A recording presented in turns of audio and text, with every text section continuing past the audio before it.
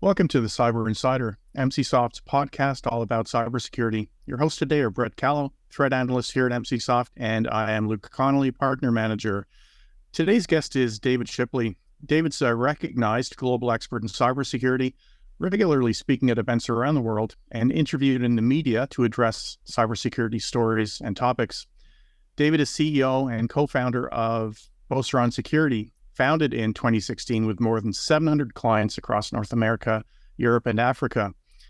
It has an innovative approach to cybersecurity awareness and risk management, which empowers everyone within an organization to know more and care more about their role in protecting against cyber attacks. Prior to co-founding Beauceron Security, David was the security lead for the University of New Brunswick and developed its incident response, threat intelligence, and awareness practice. He's a former journalist and a Canadian Forces veteran.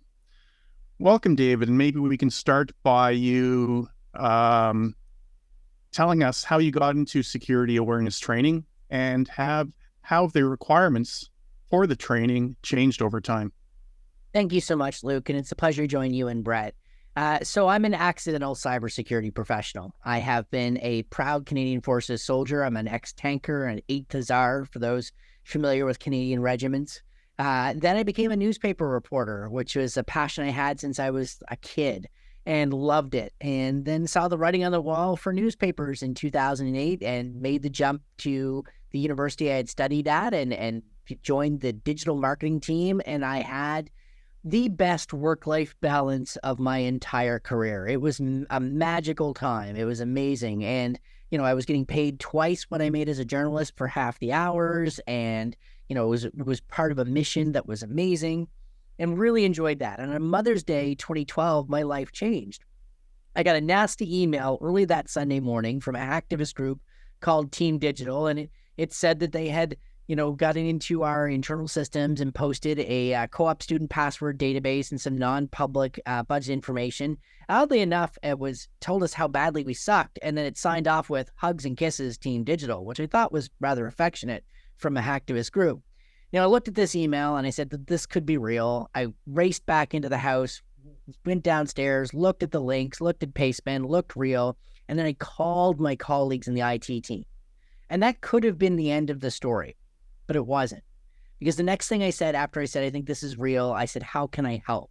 And I joined my IT colleagues in a cramped conference room over a Mother's Day Sunday, much to the chagrin of my relatives, to actually roll up my sleeves, use military skills that I had from crisis management, journalism skills, and communication skills to help the CIO deal with it, doing what we would now call incident response. And afterwards, the CIO invited me to become a cybersecurity professional in the IT department. And because universities are amazing, not only did I get a job and get a chance to learn on the job, I got a chance to learn the job with some of the world's then top technology, QRadar being a particular software that actually came out of the University of New Brunswick where I was working. So I was using an industry-leading SIM. I was learning about all this technology. I became a certified information security manager. But what I realized in my time at UNB from 2012 to 2017 is that every single cybersecurity incident, every single one, and we had hundreds, stuff that you wouldn't believe, everyone involved the combination of people, process, culture, and technology. There was not a single cybersecurity incident that was, well, the firewall just failed. No one could ever have foreseen that doing X, Y, or Z. It was always the human side. And so we started looking at how do we train users? And I'll add to this story a little bit about the effectiveness of training and what we learned about this. And keep in mind, my audience includes extremely intelligent individuals. You're talking PhD leaders in a variety of fields from social sciences to STEM and other things. But they're also, let's be honest, sometimes crusty academics who've, hit the pinnacle of learning and aren't exactly super jazzed about a mandatory computer-based training module. So we had to think about how do we motivate people to care more and know more about cybersecurity, to not just think this is IT's problem, but to be part of the team. And so we created this concept of a personal cyber risk score that people could see. And then by doing the training, doing well, by reporting phishing simulations, so they couldn't just lose by clicking on the simulation, they could win by reporting it. We created this gamified overall experience, and it was a hit. And we took that and we decided, how do we capture this effect? The same thing that I went through when I reported that attack back in 2012, what we've now harnessed by dramatically increasing our report rates and decreasing our click rates, something we called the sheepdog effect, and create a scalable technology that can do this. And that's where Beauceron was born, because a Beauceron is actually a breed of sheepdog from northern France. And so we took these ideas and this journey, and now 650,000 plus people use this experience every year to get better at being a cybersecurity, I wouldn't say expert, but certainly being aware and motivated to do their part to protect their organization. Training isn't exactly universally popular. Lots of employees seem to grumble, oh, here we go again. What are companies getting wrong? How can they make it better? So right now, I am deeply concerned about this trend where I'm seeing, which is what I'm going to call the let's make the cough syrup taste better trend. And so there's a big push towards entertaining content. So dramatic series, humorous series, let's address the complaint that the cough syrup doesn't taste well, and make it go away. Instead of actually making sure that we're actually giving the right medicine for the right actual problem. And this is what I mean by relevancy. A lot of organizations just want to take something off the shelf, plug it in, send it out to their users, yell at them about the same three things we've been yelling at people since 20 years ago when we started Security Awareness Month, and check a box and we're done. But if you want to actually engage adult learners inside your organization, it's going to take more, particularly if you've done security awareness more than once in your organization. You need to actually take some time and say, why does this actually matter to our business? This is where we encourage our customers to actually do a 2-minute video with a senior leader, and forget about the talking head experts, the Dave Shipleys and everybody else out there. Have your own leadership say, this is why we care about this in our private sector organization, public sector organization, not for profit. If we have a cyber incident, these are the consequences to our ability to deliver products, services that people rely on. And all of a sudden, management cares about this. And then if you can have the courage to give real examples of threats you've faced or in your industry, and even better, examples of how people in your organization have stepped up to report a phish that stopped an attack in progress, then all of a sudden you've addressed the single most important thing. Why am I spending time on this? The next part I think that's really important, we're doing a lot of research around return on investment of security awareness programs. And we're increasingly concerned that you can actually overtrain for the risk. What do I mean by that? I mean, the biggest cost of a security awareness program is not the cost of licensing a security awareness platform. That's fractional. Take a 100,000 person global enterprise. If you take an hour of each of those employees' time per year to talk about security and privacy, and your content is not as effective or efficient as possible, that cost is staggering. But what if you could do it in 30 minutes? And what if I could tell you that in 30 minutes spread throughout the year, we can actually give you better risk outcomes for less cost? And that's where we need to get at as an industry. Relevancy for the end users, not just trying to entertain them, give them a laugh, or not bore them, and actually demonstrated risk reductions against verifiable metrics for time actually spent. Cybersecurity software has adapted over the years in sort of an ongoing cat and mouse game as criminals develop, deploy, and develop new tactics. Is the same true for training? Can we train people to the point where the threat of phishing, for example, approaches zero? Phishing is a form of social engineering, which is the ability to expertly manipulate someone's emotions to then get them to make a series of decisions they wouldn't otherwise make. And so there's no amount of education or training that can dehumanize an emotional human being. Never going to happen. You can lower that rate to an acceptable percentage that then your other security controls have a much greater chance of success. Here's my example of this. We could do defensive driving every year, mandatory for every driver on the road, and you have to prove it, do it, have a certificate, etc. And we're still going to have accidents, and we're still going to be grateful for seatbelts, airbags, the forward collision sensors, the whole 9 yards. So we have to have both in balance. So really good defensive driving is part of a cultural value that you actually care about. And then when you do make a mistake, the other technology controls there to save you. But what I find is too emphasized in our industry is, don't worry about the driver training. Just, throw the gas pedal down, close your eyes. The airbags will get you if, you screw up. No, that's not really a good idea here, to test your airbags the hard way. So that's my thought on this. My second thought, and I'm going to get academic for a second, is we need to talk less about training. And training is about teaching a set of repeatable skills, and more about education, which is helping people develop frameworks and thought models they can apply in different circumstances. So really good awareness education versus training. Training is, here's how to tell if a link or a from address is from a potential malicious actor. That's training. That's a skill you can then repeat and do. Education will say, listen to your emotions when you're reading an email and you feel overly afraid or excited. That's how you're potentially being hijacked. When you explain the why and how to repeat that framework, you now have something that's useful not just for phishing emails, but also for phone-based social engineering attacks, text messages, and others.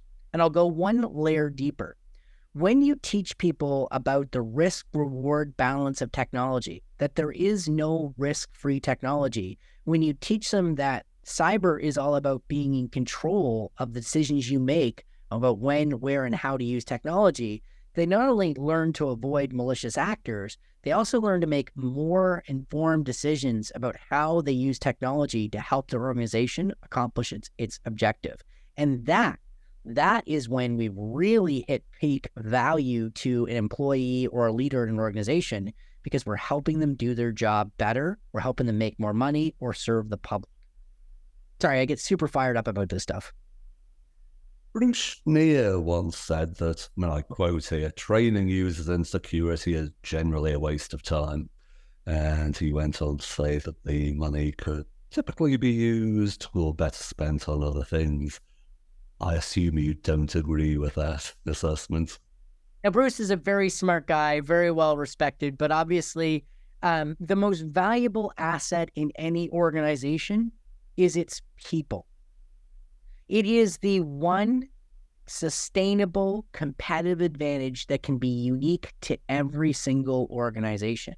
How we harness the tremendous potential of our people is how we build great organizations. It's not easy, and it's not easily measurable, and it's not as cool as looking at technology controls and how they can show us how many pieces of malware were stopped or malicious traffic.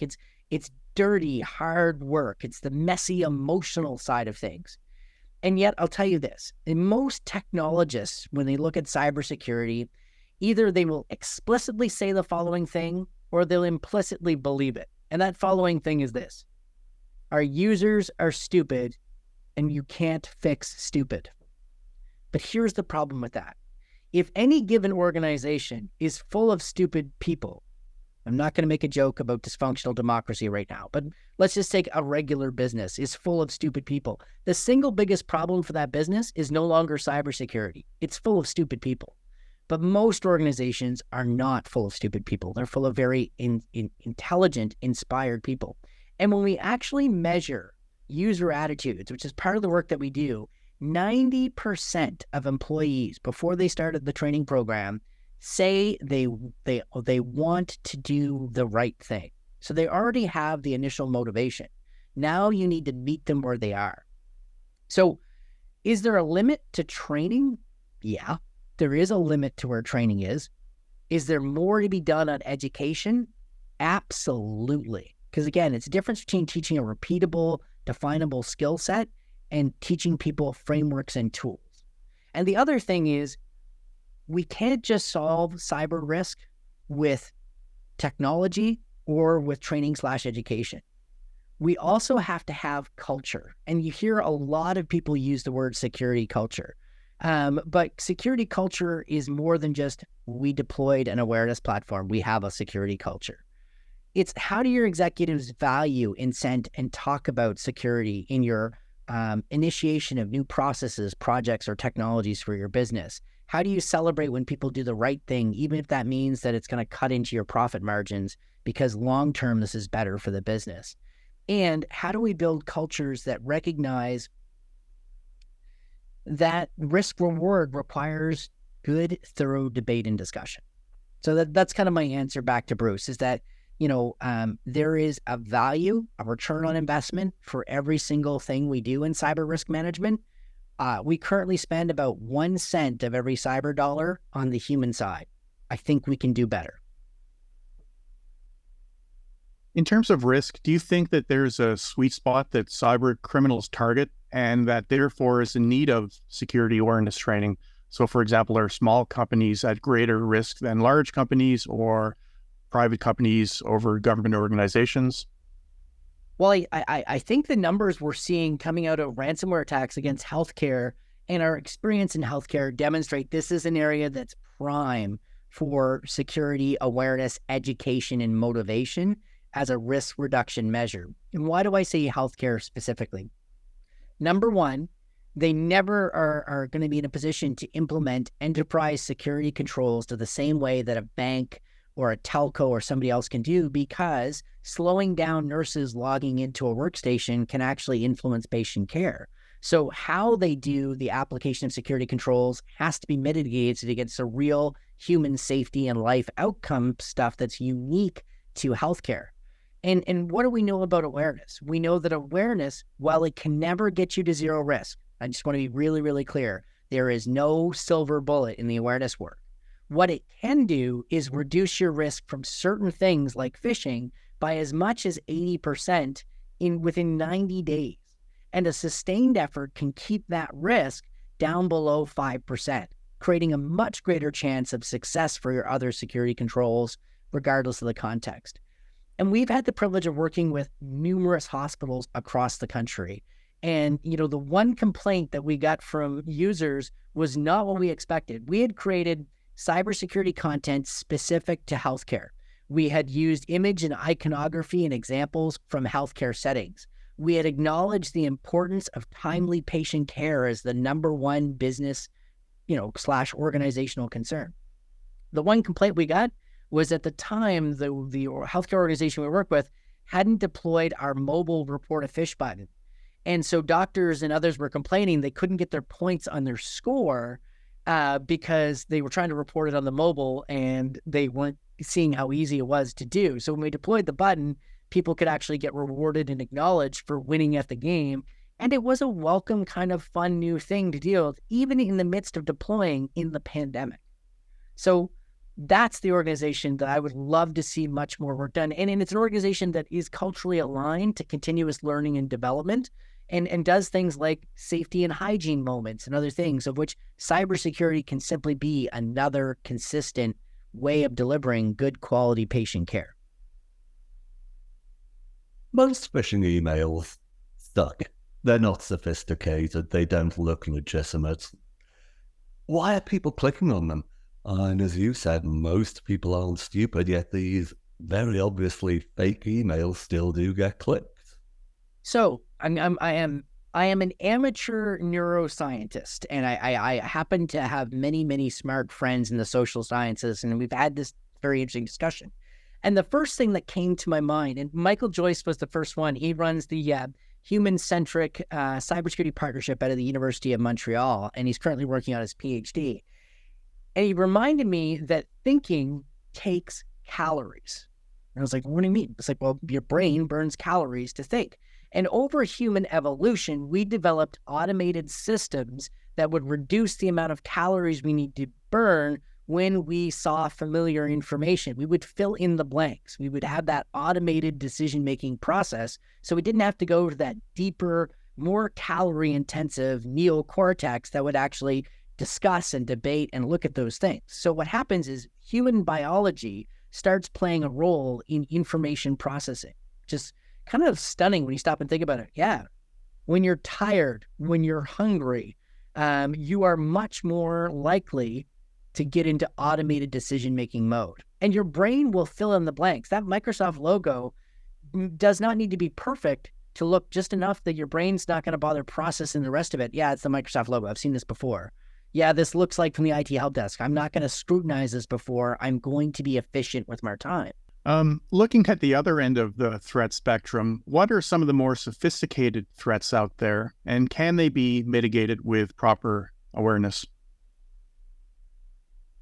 We need to have really good process inside an organization that recognizes there are things that we can do before the bad thing happens. This is the left of boom equation. And so often in cybersecurity, we're all focused on right of boom after the explosion happens. And for those not familiar, the left of boom, right of boom is an analogy that developed the last 20 years over the various wars on terror, deal with improvised explosive devices, etc.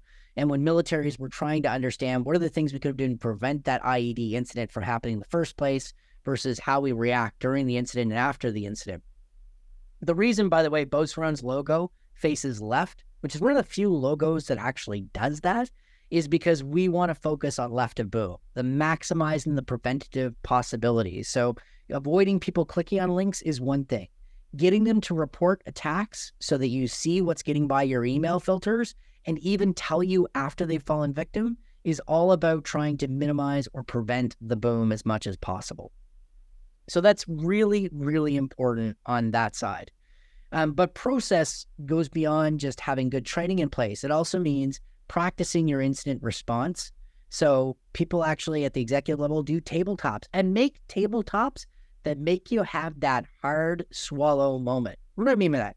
It's when you're sitting around the executive table and you're going through this incident tabletop, which is a lot like Dungeons and Dragons for business, right? So you got the dice roll and you're like, okay, your backups didn't work. The ransomware gang got into them. And you had that moment where you swallow and you go, well, what do we do now? The backups are gone. Practice those moments and think about what resilience actually means, because when you're in the actual moment of dealing with it, all that human, messy, emotional stuff we just talked about is going to be at play. Stress, fatigue, all these things. Your decision-making will be impaired. So preparing to react and then having really good layered technologies that give you the best possibility of survival is really, really, really important. The odds of you never having a cyber incident, even the CIA and the NSA have got their stuff hacked and breached, right? Like, if they can't be perfect, nobody can. It's not about being perfect. It's about getting through it as best you can and avoiding it as long as you can and not repeating it often, because if you have continuous breaches, you will eventually lose customer trust. Hopefully that answered the question in a relatively roundabout way. You mentioned briefly the importance of corporate culture before. What did you mean by that? What should organizations be shooting for in terms of their culture? Okay, a couple of different things. And I'll start with the don't do this. Number one, the amount of American organizations that I talk to that have a, if you click on 3 phishing emails, we'll fire you kind of approach to things. Don't do that. That creates a security culture where people are like, oh God, if I tell someone I screwed up, that could be a strike against me. So I'm just going to pretend this didn't happen and hopefully nobody notices.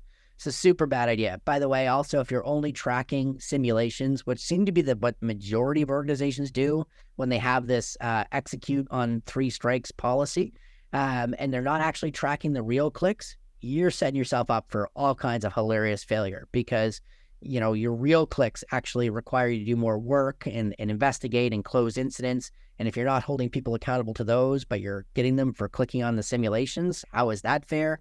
That's bad security culture. What does good security culture look like? I'll give you an example of our brewery. And I'm particularly proud of this brewery. I'm Canadian. We love our few remaining independent large breweries. I'm in New Brunswicker. So Moosehead comes to mind. And I remember when we first started with them, their CEO had a town hall. So we implemented security awareness training. I thought I was too smart to fall victim to phishing or something along those lines. And in a moment of vulnerability, he said, but I clicked on a phishing email. And I said, well, what do I do now? The backups didn't work. The ransomware gang got into them. And you had that moment where you swallow and you go, well, what do we do now? The backups are gone. Even I clicked on a phishing email. Here's what I learned from that experience. And this is why it matters to me and to our organization, why we're secure. I think you've answered this or touched on it, but I want to dive specifically into it. Is security awareness training different than training for Excel or any other subject for that matter?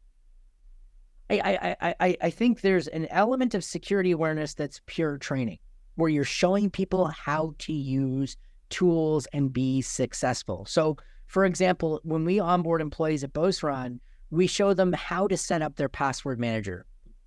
Love. We show them how to use SharePoint successfully and securely and what sort of the risks and the pitfalls are. So we teach them the tools that we expect them to use to be successful. That's training.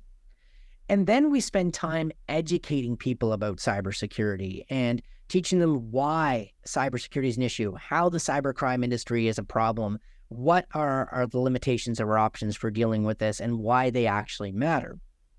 So that's the training. When you teach people skills can be similar to teaching about Excel. Showing people how to report a phish is training. So go here, click this button, report the phish.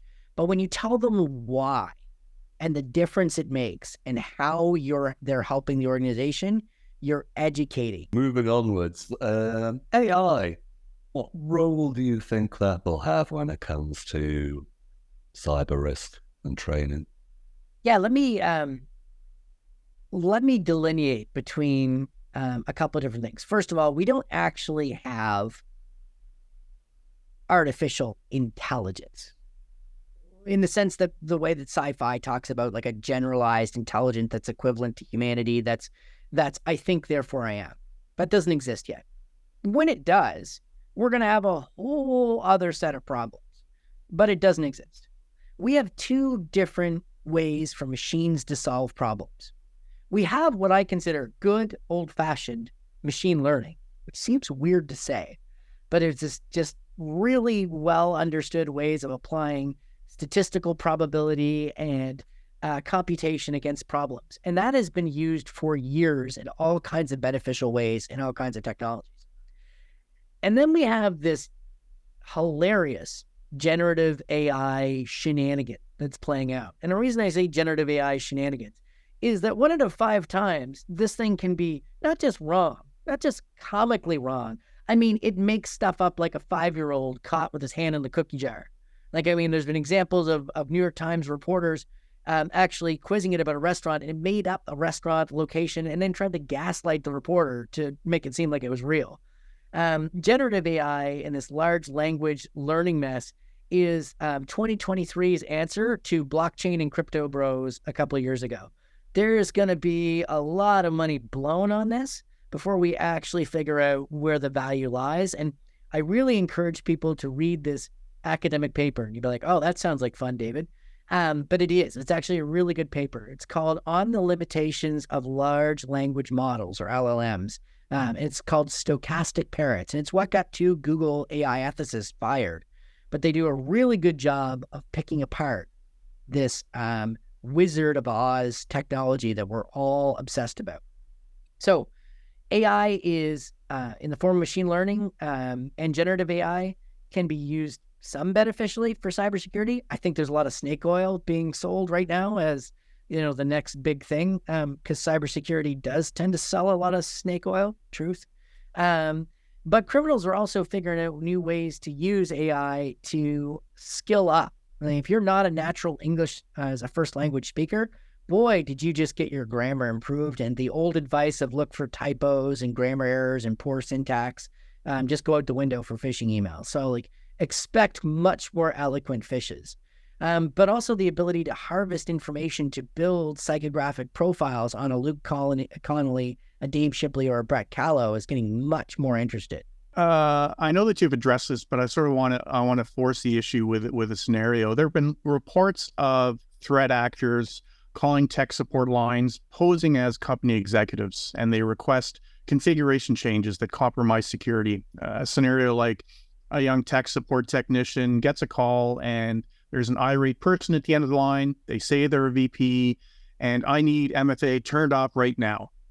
And so what's the person going to do? They disable MFA, multi-factor authentication. They compromise the security of their infrastructure.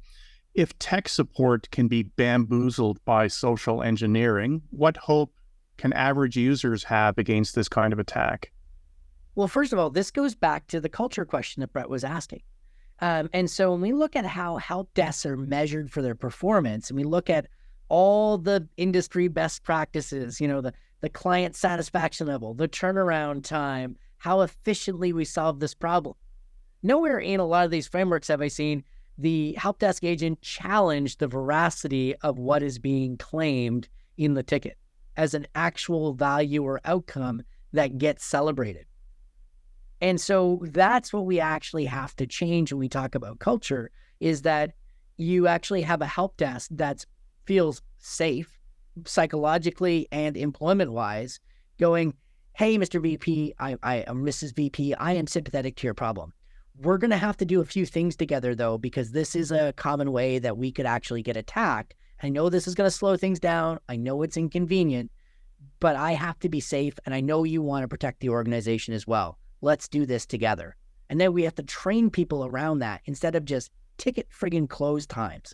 But until we fix that at the cultural root of the organization, at the job description level, at the metrics and how people are rewarded and sent to their jobs, then yeah, it's going to be really easy to socially engineer overworked, under-resourced, oftentimes educated and exercised help desks. How many help desks right now, folks listening to this podcast, have done a simulation with their own help desk of someone calling in as an actual human being and working this exercise and celebrated when someone challenged versus acquiesced and just did what the customer asked for? Because the customer's always right. If you have a customer's always right methodology for your help desk, I am going to social engineer you. You've got to have a challenge and mutual respect culture within your organization. And that's hard. It's way harder than people anticipate. I'll give you an example. So there was a university in Western Canada, and I won't name out who because it was just funny. They got an email to their finance team, standard business email compromise. And it was like, I need you to pay X amount of dollars to this vendor, etc. And they knew immediately it wasn't the university president. And how did they know it wasn't the university president? The email said thank you. And their president was a jerk who never said thank you. So, people need to know that we have to build cultures and invest in the human. How can organizations tell if their training programs are working? What does working actually mean? Oh, I love this question.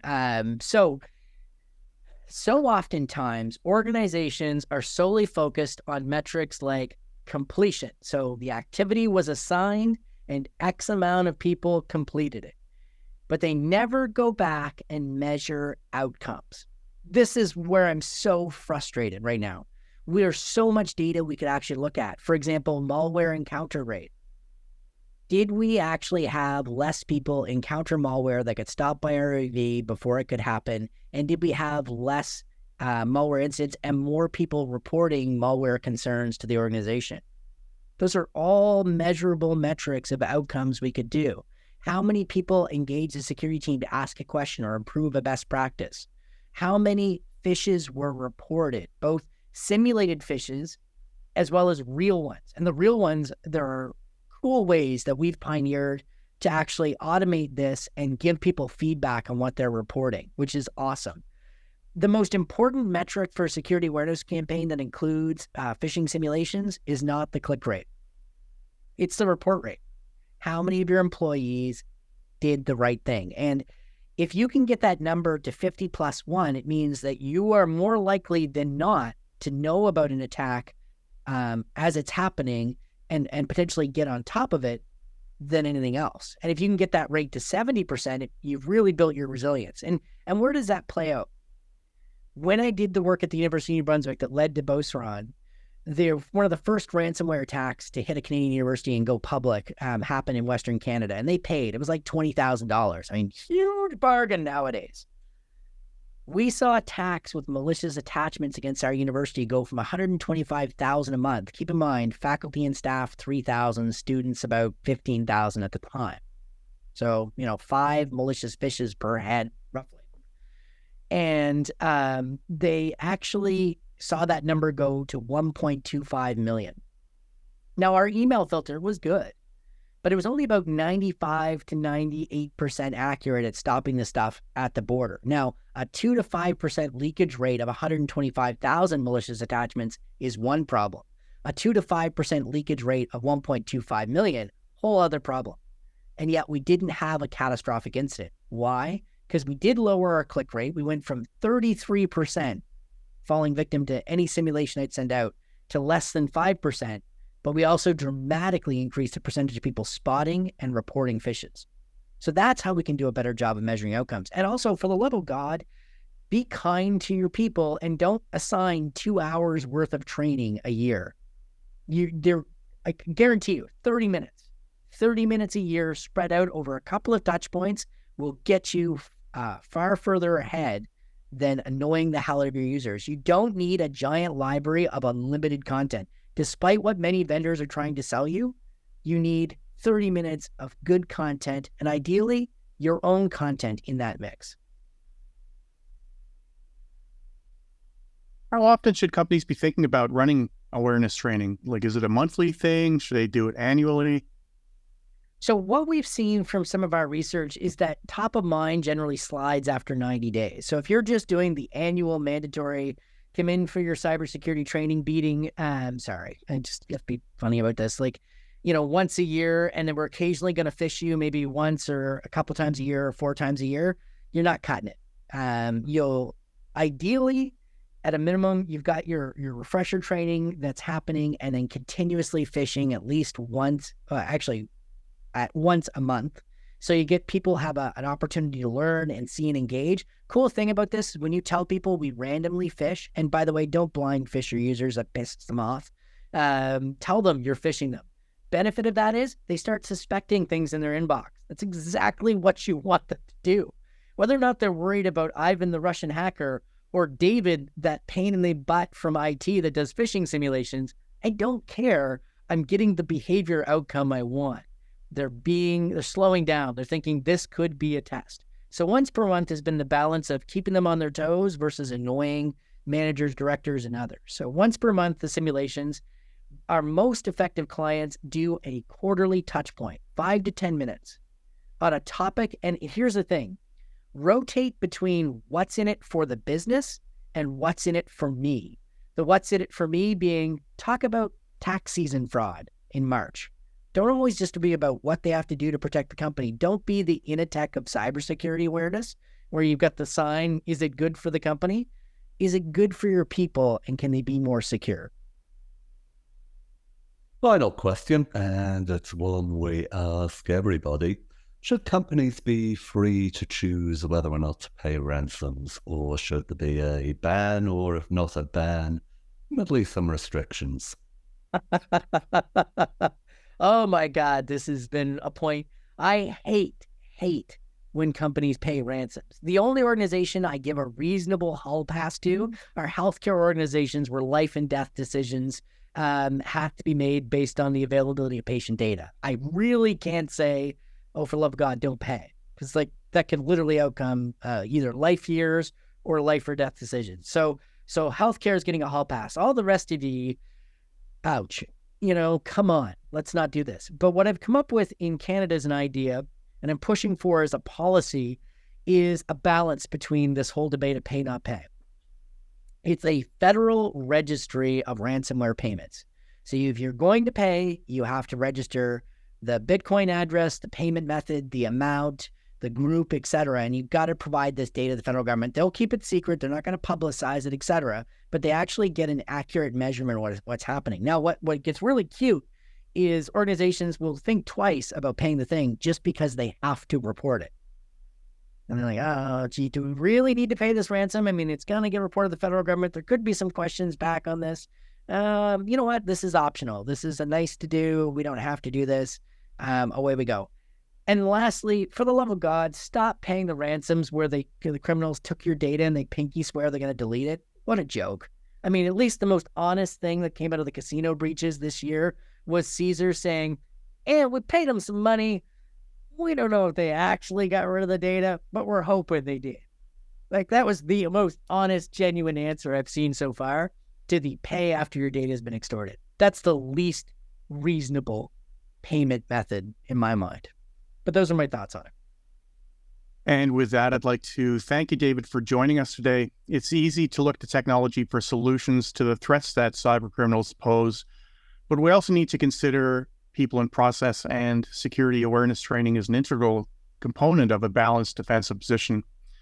We'd also like to thank our listeners for tuning in. To stay up to date on the latest in cybersecurity, be sure to subscribe to our podcast. Thanks so much, gentlemen. Really appreciated this. Thank you, David.